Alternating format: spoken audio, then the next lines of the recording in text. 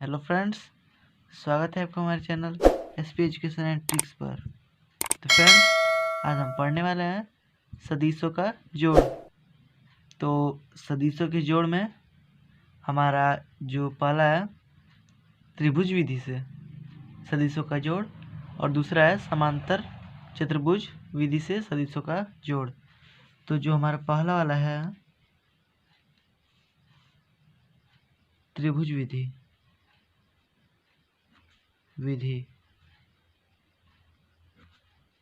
ये हमारा सदिशों का जोड़ है।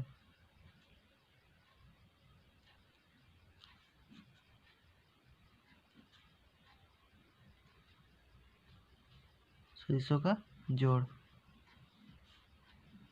देखिए, हमारा जो पहला है त्रिभुज विधि। तो जो हमारा त्रिभुज विधि में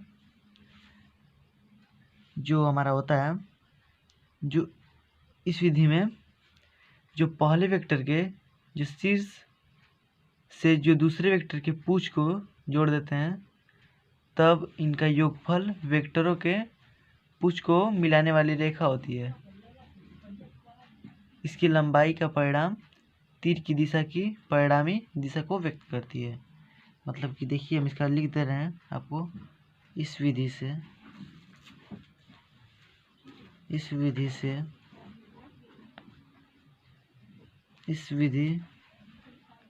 में जैसे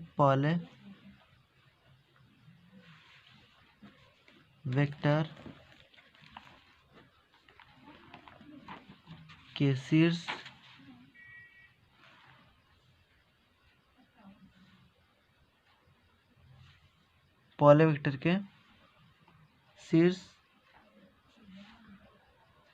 तथा शीर्ष से दूसरे वेक्टर के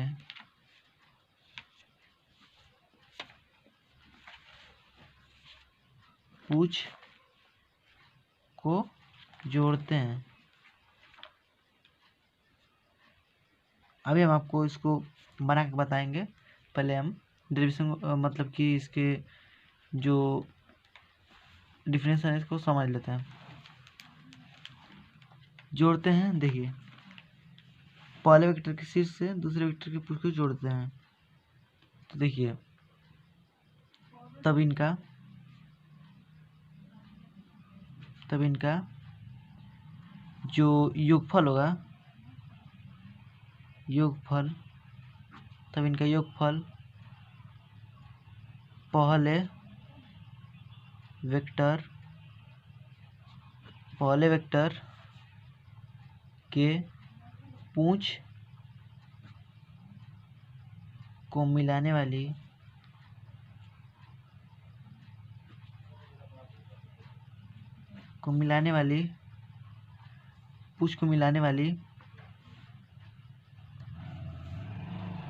वेक्टर की पूंछ को मिलाने वाली रेखा होती है।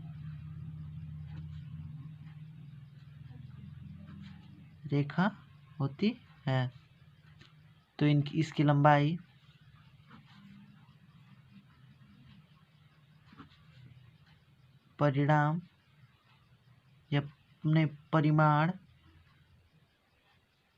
परिमाण होता है, लंबाई और परिमाण होता है, तथा तीर की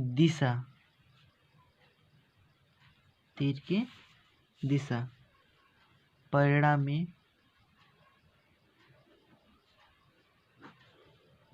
की लंबाई, मतलब कि परिणामी की जो है दिशा को व्यक्त करता है। तो देखिए, हमारा जो ये बनेगा, इस विधि में पहले वेक्टर के शीर्ष जो हमारा ये होगा, देखिए, पहले वेक्टर के शीर्ष से दूसरे वेक्टर की पूंछ को जोड़ देते हैं। जो हमारा पहले जो वेक्टर की शीर्ष है, मतलब कि जो ये हमारा पहला वेक्टर है उसके शीर्ष से इसकी जो पूछ है उसको हम जोड़ दिए हैं। तो देखिए ये शीर्ष हो गया और ये उसकी पूछ है, उसको जोड़ देते हैं। उसके बाद इनका योगफल वेक्टर के पूछ को मिलाने वाली रेखा होती है। अब फिर इसको मिला देंगे, ये जो है हमारा इसको मिला देंगे। तो देखिए इसकी लंबाई परिणाम तीर की दिशा परिणामी दिशा को व्यक्त करती है। मतलब कि जो तीर की दिशा होगी वो परिणामी दिशा को व्यक्त करेगी। तो ये इसी प्रकार से ये त्रिभुज विधि है। तो आगे हमारा है समांतर चतुर्भुज विधि। तो समांतर चतुर्भुज विधि हमारा इम्पोर्टेंट है, तो उसका जो हम डेरिवेशन अब आपको करके दिखाएंगे। तो देखिए जो हमारा समांतर चतुर्भुज विधि है, दूसरा समांतर चतुर्भुज विधि, समांतर चतुर्भुज विधि। तो हमारी ये जो समांतर चतुर्भुज विधि है वो हमारा इम्पोर्टेंट है। तो देखिए इसको आप ध्यान से देखिएगा। यदि कोई सदिश, मतलब कि सदिश में जैसे कि ए हो गया, बी हो गया, सदिश किसी समांतर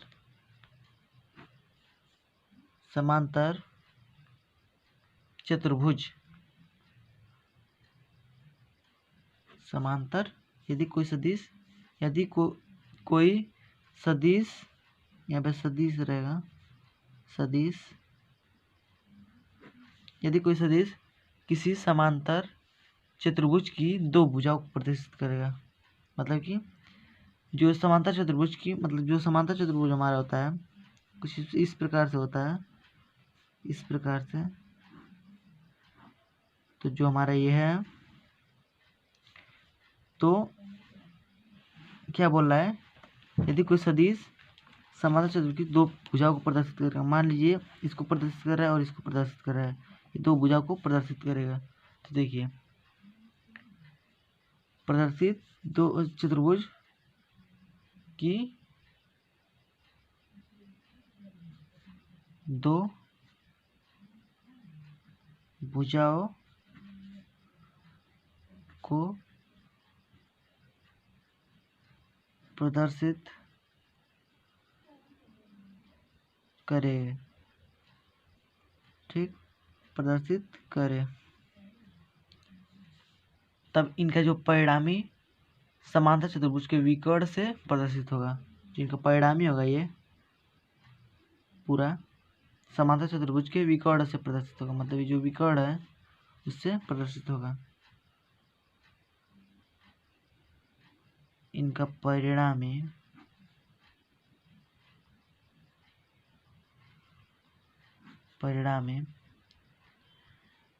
समांतर चतुर्भुज के विकर्ण से प्रदर्शित होता है। देखिए अब इसको आप ध्यान से पढ़िएगा। यदि कोई सदिश किसी समांतर चतुर्भुज की दो भुजाएं हैं, मतलब कि ये दो भुजाएं, कोई भी दो भुजाएं को प्रदर्शित करेगा, तब इनके परिणामी समांतर चतुर्भुज के विकर्ण से प्रदर्शित होता है। देखिए इसका थ्योरी क्या है, ये इसका थ्योरी क्या है, देखिए थ्योरी देखिए एक जिसका थ्योरी आसान भाषा में है, शॉर्टकट में। यदि दो वेक्टर मान लीजिए ए वेक्टर तथा बी वेक्टर थीटा कोण पर स्थित हो तब इनका परिणामी, तब इनका परिणामी आर बराबर, मतलब आर वेक्टर बराबर हमारा हो जाएगा, देखिए आर वेक्टर बराबर कड़ी में A vector square plus B vector square plus 2ab into cos theta. ये हमारा जब दो वेक्टर की मतलब कि दो वेक्टर ए वेक्टर और बी वेक्टर थीटा कोण पर स्थित हो, मान लीजिए थीटा कोण पर स्थित हो, तब इनका परिणामी आर बराबर कड़ी में A square vector plus B square vector plus 2ab into cos theta. इसी को हम जो इसका डेरिवेशन करने वाले हैं सिद्ध करेंगे इसको। तो देखिए जैसे कि इसका आपको डायग्राम दिखाई दे रहा है कैसे बनेगा। तो देखिए ये मान लीजिए एक वेक्टर हो गया, ये दूसरा हो गया, मान लीजिए दो वेक्टर हैं, ये जो ये हमारा थीटा को यहाँ पे बनेगा, जो पूरा रहेगा वो हमारा थीटा रहेगा। अब देखिए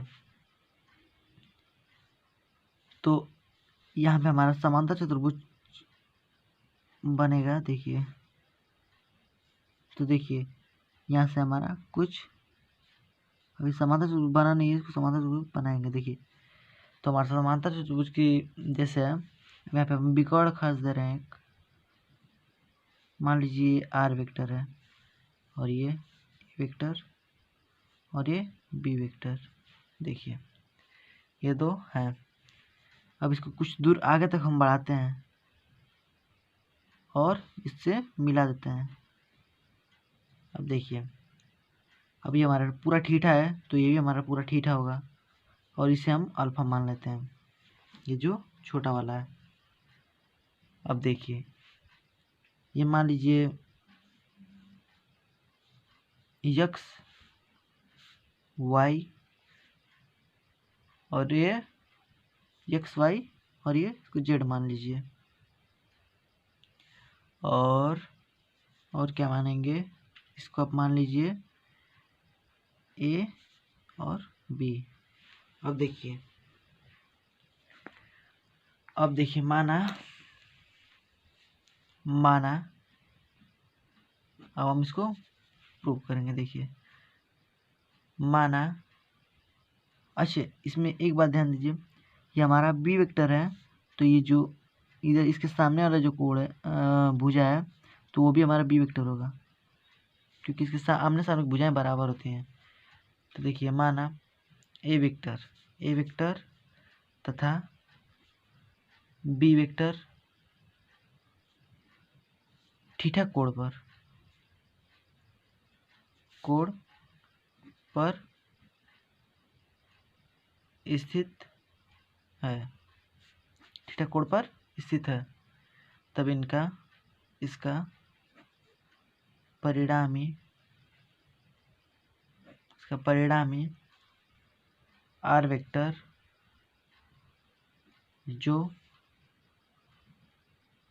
ए वेक्टर से अल्फा कोण पर, मतलब कि इसका परिणामी ये जो परिणामी है ए से अल्फा कोण पर ये जो परिणामी है अल्फा कोण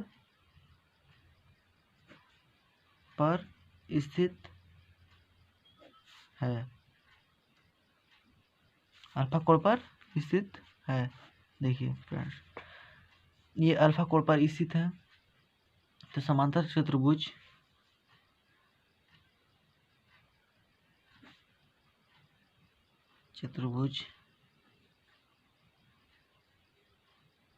एक्स वाई जेड और ए, एक्स वाई जेड ए से निरूपित है।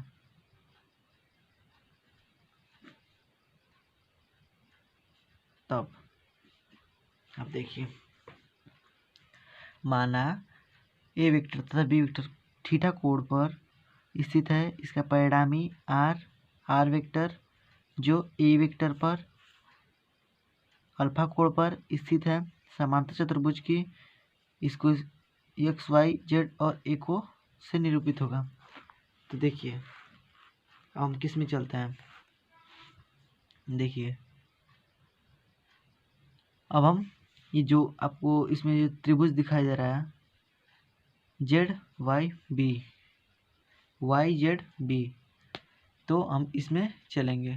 तो देखिए त्रिभुज वाई जेड बी में हम साइन थीटा ले लेते हैं।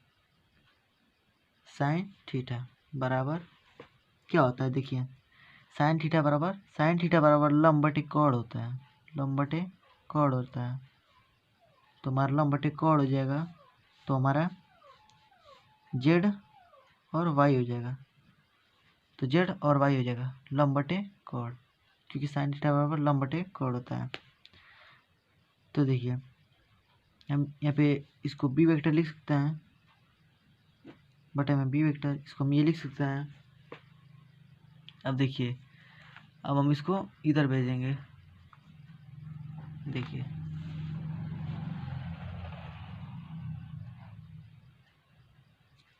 बी वाई बराबर, इसको इसमें गुणा कर देंगे, बी वेक्टर साइन थीटा। अब देखिए हमारा पहला समीकरण बन गया। अब देखिए फ्रेंड्स दूसरा समीकरण, अब हम त्रिभुज इसमें चलेंगे। देखिए मतलब कि पहले इसी इसी वाले त्रिभुज में हम कॉस थीटा ले लेते हैं। तो कॉस थीटा लेंगे तो कॉस थीटा बराबर, जब इसी त्रिभुज में कॉस थीटा लेंगे तो कॉस थीटा बराबर क्या होता है, हमारा होता है आधार बटे में कोण। तो ये आधार है बटे में कोण। तो देखिए आधार बटे में कोण, इसको हम कोण को लिख सकते हैं बी वेक्टर, और ये अब इसका हम इसमें गुणा कर देंगे। इसको हम क्योंकि इसको इसके बराबर लिख सकते हैं। अब देखिए तो हमारा जेड भी बराबर बी वेक्टर कॉस थीटा, ये हमारा दूसरा समीकरण बन गया। अब देखिए फ्रेंड्स अब ये जो बड़ा वाला आपको दिखाई दे रहा है त्रिभुज, अब हम इसमें चलेंगे ए बी और वाई में। तो चलिए ए बी और वाई में चलते हैं। तो देखिए फ्रेंड्स अब हम ए बी और वाई में चलते हैं। तो जो हम बड़ा वाला त्रिभुज है ए बी वाई में, तो हमने पढ़ा है कोण का स्क्वायर बराबर लंब का स्क्वायर प्लस आधार का स्क्वायर। तो कोण का स्क्वायर बराबर लंब का स्क्वायर प्लस आधार का स्क्वायर, हमने ये पढ़ा है। तो लंब का स्क्वायर मतलब कि पहले कोण का स्क्वायर आर वेक्टर का स्क्वायर बराबर लंब का स्क्वायर, ये जो हमारा लंब है इसका स्क्वायर, तो हमारा है बी वाई का स्क्वायर प्लस आधार का स्क्वायर। आधार में देखिए A Z plus Z B, ये दोनों है हमारा, तो A Z plus Z B का स्क्वायर। अब देखिए आर वेक्टर स्क्वायर बराबर बी वाई का स्क्वायर प्लस बी का होल स्क्वायर। तो A square plus B square plus 2ab, 2a और b इंटू बी। अब देखिए अब इसमें देखिए फ्रेंड्स जो हमारा ये पहला समीकरण था और ये दूसरा समीकरण, तो देखिए इसमें यहाँ तक हमारा ए वेक्टर है, और देखिए इसमें देखिए फ्रेंड, इसमें हम ये जो हमारा बी वाई है, बी वाई और जेड बी, तो ये बी वाई और जेड बी, तो ये हमारा लंब हो गया, ये आधार हो गया, तो ये कॉर्ड हो गया। तो कॉर्ड का स्क्वायर बराबर लंब का स्क्वायर प्लस आधार का स्क्वायर, मतलब इन दोनों के बराबर ये हमारा कॉर्ड का स्क्वायर है। तो इसको हम लिख सकते हैं,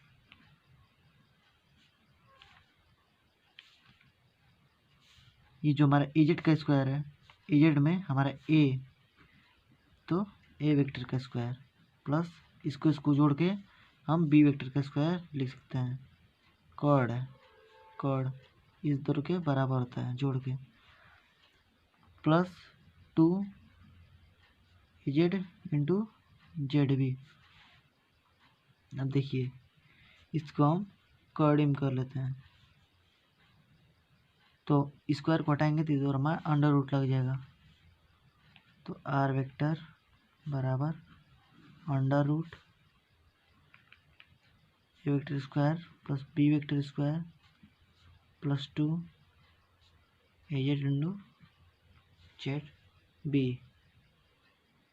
फ्रेंड्स देखिए अब हमारा यहाँ पे जो आर वेक्टर बराबर under root A vector square plus B vector square plus 2 A Z को हम क्या लिख सकते हैं, एजेड को ए वेक्टर, एजेड को ए वेक्टर इंटू जेड बी हमने यहाँ पे निकाला था, जेड बी को हम बी वेक्टर कॉस थीटा लिख सकते हैं।